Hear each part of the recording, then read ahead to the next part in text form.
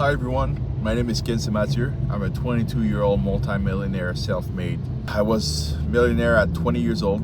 I became a millionaire at 20 years old when I did my first transaction for $5.4 million. So what do I mean by my first transaction? How I made money before making a transaction for $5.4 million. I'll explain you all of that while I'm driving my BMW M8 competition in a very fucking cold country that I'm about to leave forever. So it all goes back to when I was 16 years old. I wanted to become a professional gamer. I was Fortnite addicted. I was playing 18 hours a day trying to make money, and I was streaming.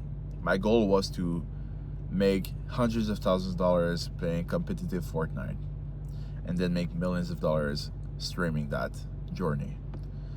It didn't work out. I was fat. I was not in good health. And the reason why is because I was not moving and I was playing video games every day, every night, nonstop. So that was not good for me. And I don't remember why exactly, but one time I died and I was fucking tired of playing and losing and dying and raging. So I closed my computer and ran upstairs to my older brother Lexon and asked Lexon, how do we make money? I'm tired of being fucking poor. I want to make money. And Lexon wasn't a multi-millionaire. Lexon was just my older brother that knew more about me on how to make money. The only thing he did, he gave me a book. He handed me over a book. That book was Rich Dad Poor Dad from Robert Kiyosaki. And he told me, Kensley, read that book and you'll understand the position you're in right now and how much you have to change in order to make more money. Again, I didn't have any discipline, so it took me a year to read half of that book. However, reading half of that book made me understand enough to change. So let's move a little bit further into my story and go into my first business that failed. My first business was in early 2020, right before the pandemic. You know, the pandemic arrived in February or March 2020, and in January 2020, I had that opportunity. So we had a friend in Montreal. Again, guys, I was 17 years old at that time. Just before you know, guys, I'm not coming from a wealthy family at all. My mom was a single mom raising 3 kids. We were poor, very poor when I was young. But my mom was really good, really good with raising us in a good way, giving us the right value, and yeah, she was just a great mom. So she raised us right. I knew I was in a bad situation and I wanted to make more money for my mom, for my brothers, and for my future wife. So going back to my story, we had a friend in Montreal that ordered, I think it was 100 or 200,000 masks from Alibaba. He had that in a warehouse, and he offered us to sell those masks for him. He was selling us the mask for, let's say, I think we had lower quality masks for 40 cents and higher quality masks for 70 cents. The job of my brothers and I was to sell those masks to governmental institution and all of that for a higher price in order to make a profit margin. So that's when it all started. My first cold call was then in 2020, earlier 2020. So that first business failed poorly because I didn't have any mentor. I didn't have someone that could tell me, you are doing the right thing or you are doing the wrong thing. Continue like that and stop this. And I didn't have that kind of mentor in my life, so it didn't go well. I was doing 5 to 10 cold calls a day. I was saying the wrong things over the phone, and I was really not good with selling. Okay, I had to learn it the hard way. After a month of trying, we decided to just stop it and do something else. So that was my first failure. It was not a big failure, it was just abandoning. However, I understood later on that it was a big failure because I could have made hundreds of thousands of dollars in my teenage just from doing that. And I would have learned selling and cold calling and the importance of selling and cold calling way before in my life. However, okay, let's move on. Let's now move. I was still playing video games at that time. However, I understood that I had to make a side hustle and start a business in order to change my life, okay? So let's move forward into my story, and we're now in end of 2020. So let's say 10 to 11 months later. My brother was telling every member of my family, guys, they're gonna force us to get vaccinated. They're gonna close down the country. They're gonna restrain you from leaving your house if you're not vaccinated. They're gonna do terrible things. And everyone laughed at my brother. Nobody listened to him except me and my younger brother. On December 23rd, 2020, my brother decided to sell everything he had, which was only furnitures. And he was a professional boxer at that time. So every money he was making for boxing, he was putting it into cryptocurrency. So that's when I first heard about cryptocurrency from my older brother. Lexon, teach me all I know about cryptocurrency. Why do we want to get in cryptocurrency? Why cryptocurrency is so powerful? Why cryptocurrency is so useful? Why cryptocurrency is the future? Why we can sell everything we have and trust cryptocurrency. He teach me all of that. Also, my brother Lexon had a great mentor, which his name was Camille Stefan. And he had that mentor after her first failure, because we understood after her first failure selling masks that we needed a mentor in the next business we wanted to start, because we need someone that has been there before and done that and can tell us you're doing the right thing or you're doing the wrong thing. So Camille Stefan, just a quick background on him. In the 80s, he started as a stockbroker. Then in the late 90s, so early 2000, he started his own brokerage house. He had over moving in the future. When we first knew him, he had over 100 brokers working for him. He was managing at that time $5 billion for his clients on the market, on the public exchange. He was managing $6 billion for a client. He was managing stocks on the public market. And he told us how to invest, how to do dollar cost average, how to minimize your risk when investing. He teach us how to be investors. So when we went into cryptocurrency first time, we weren't guys that were looking at charts and speculating on and gambling on will this crypto go up and go down tomorrow thanks to the charts.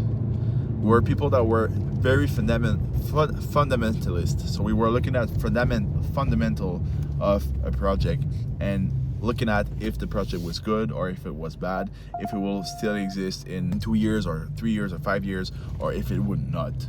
If the founder of that coin had value at the right places. So we were able to know if the money, if the crypto was overvalued or undervalued, and if we needed to buy more or sell. So long story short, we took everything we had, bought cryptocurrency, then we decided to trade with it. So again, we were not day trader. We were trading a few times a month. In the beginning, a few times a week, then a few times a month, and we made tons of money. And when I say tons of money, it was small, but it was tons of money at my age, at 18 years old. We made over $300,000 US from cryptocurrency. And again, guys, when you're a teenager, you make 300 grand from sitting on your desk and being on your laptop. It's crazy money. You think you're on the top of the world. So we made hundreds of thousands of dollars with crypto. We traveled the world. We went to Cabo San Lucas, Puerto Rico, Miami. Then we stayed on an island for 11 months. That island was called Koh Samui. It was in Thailand. And in Koh Samui, we were tired of cryptocurrency because, guys, if you're old enough, you understand that in 2021, the crypto market was crazy. There was so much fraud. So many people were talking about crypto. And one of the good quotes I've heard from the Rockefellers is, when the shoe shiners start to give you advice, it's time to sell. We were going to restaurants and a waiter was telling us, you should invest in this and that and that. So we said, okay, everyone's in cryptocurrency. My grandparents are calling me and asking me, what's Bitcoin and should I invest in Bitcoin? And big media was talking about cryptocurrency, how great cryptocurrency is. So we needed to sell. So that's what we did in September 2021. We sold 95% of all we had and decided to do something else. Now, the second book that changed my life, it's called The Guide of Investing, The Guide of Investment, from Robert Kiyosaki again.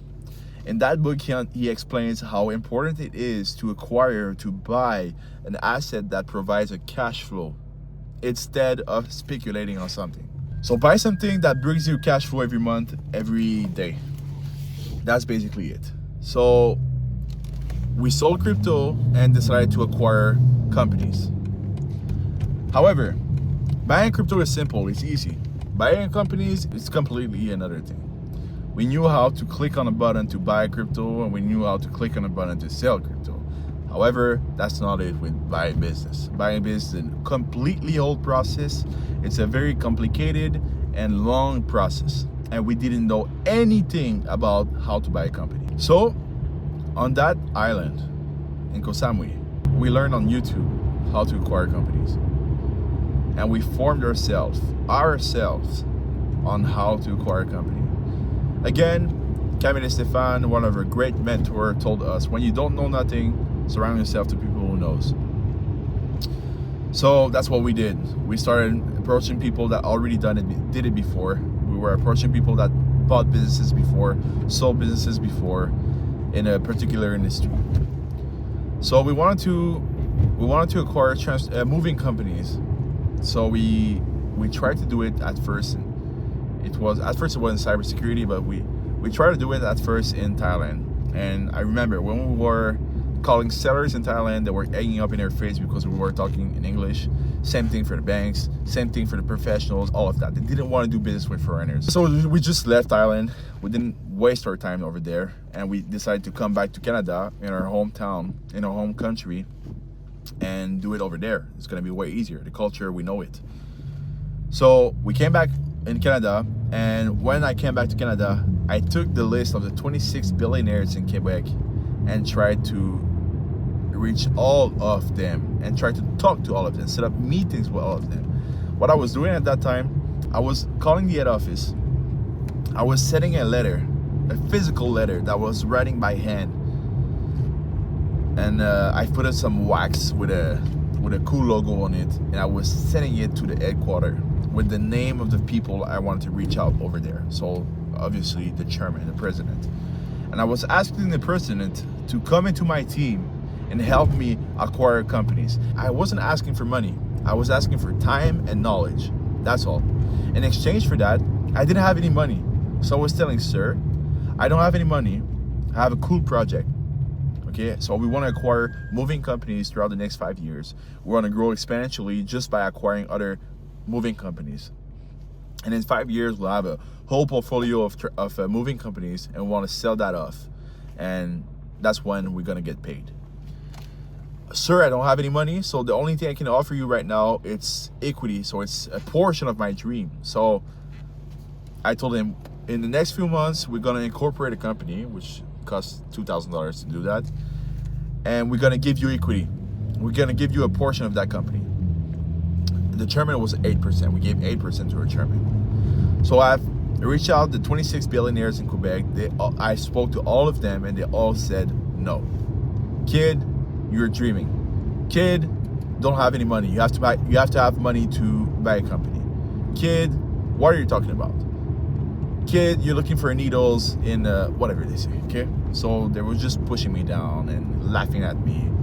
However, I continued, and one day I find someone which was called Dean Johnson, and he believed in me.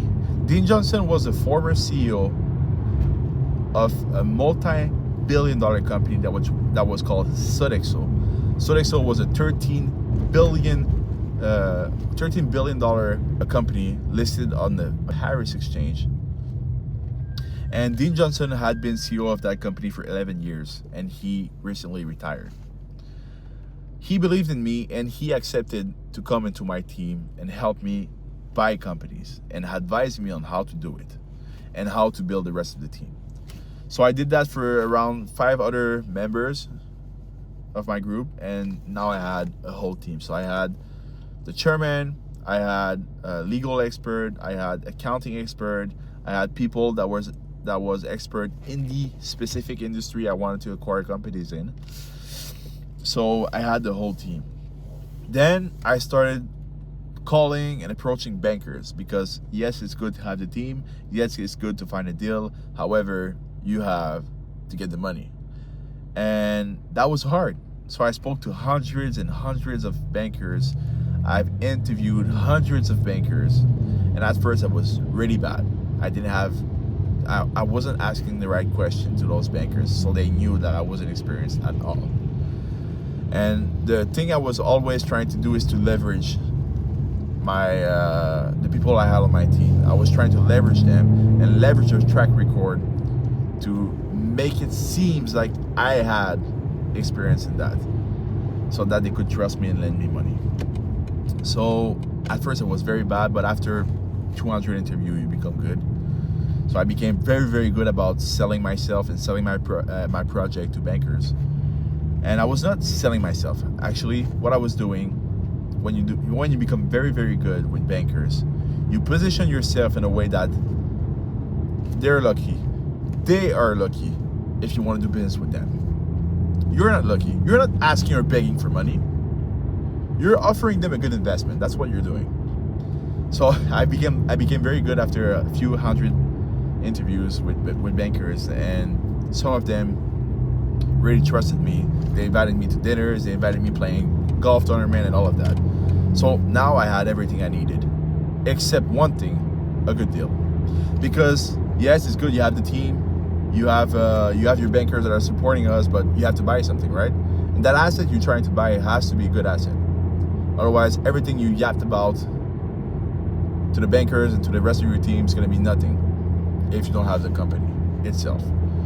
So that was the fucking hardest part, finding a company that was fitting our criteria. Because again, we were fucking poor, because yes, 300 grand is poor, and we had 300 grand, yes, but we were using that money on a daily basis. So we were eating, we bought a car, we were paying a rent every month, and we did that for 3 years before finding our first deal. So for 3 years we spent money without making any penny.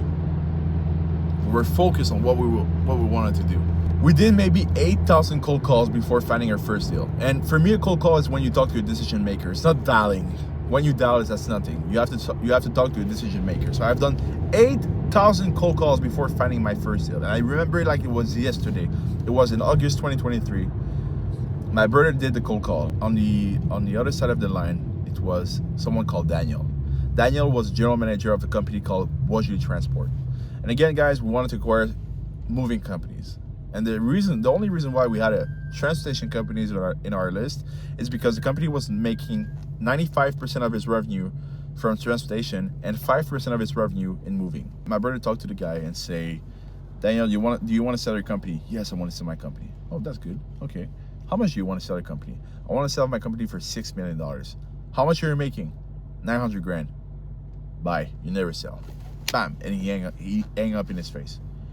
Then I said to Lex, just call him back and ask him if he had real estate.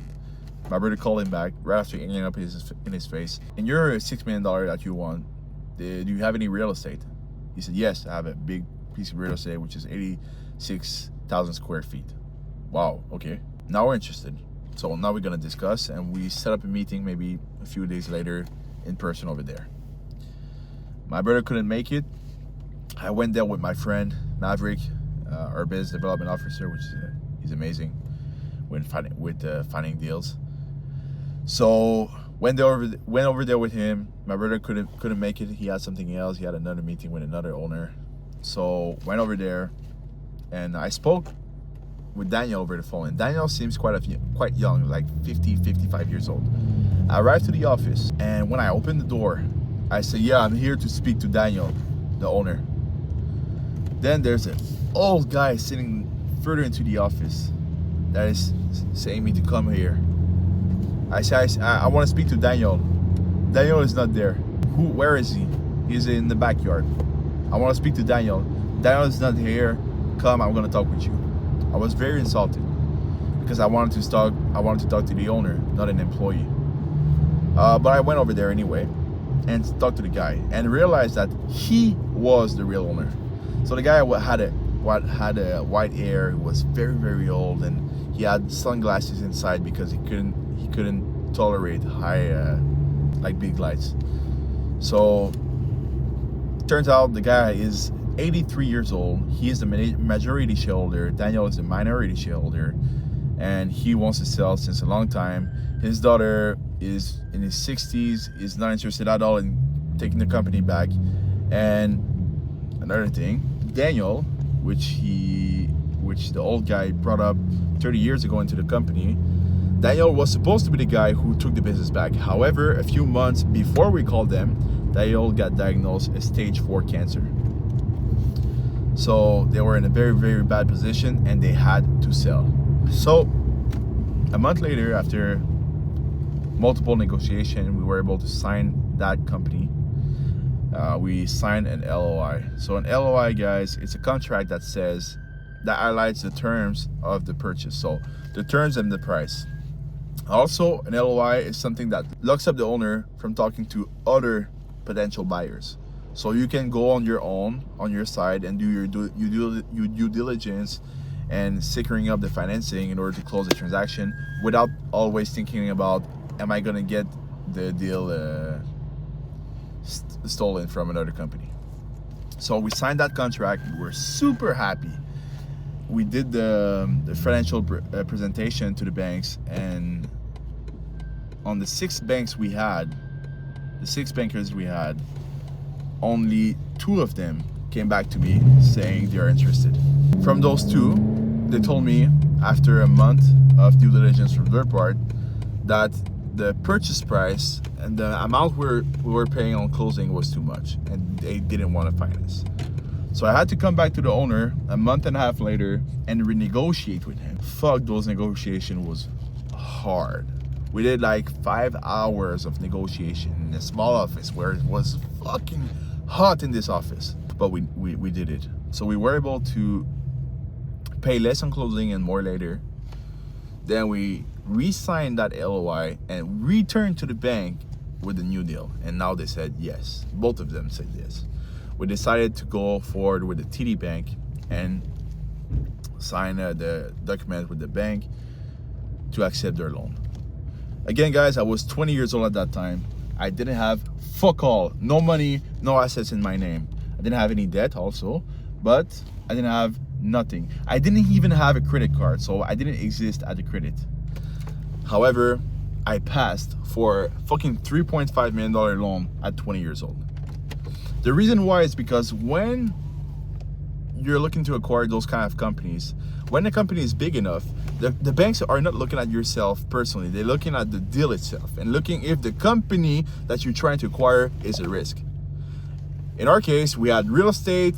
We had $2.1 million in real estate. We had $3.6 million of trucks and trailers, and we were making $900,000 in profit every year from that company.